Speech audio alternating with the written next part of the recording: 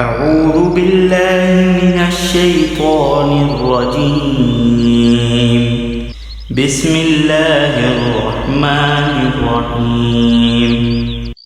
حضرت ابن عباس رضی اللہ عنہما نے بیان کیا کہ رسول اللہ صلی اللہ علیہ وسلم نے فرمایا کہ حضرت جبریل علیہ السلام نے مجھ کو پہلے عرب کے ایک ہی محاورے پر قرآن پڑھایا.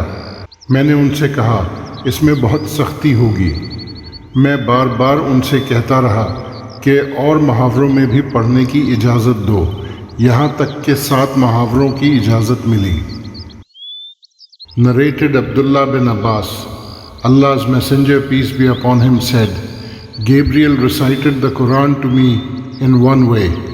Then I requested him to read it in another way and continued asking him to recite it in other ways.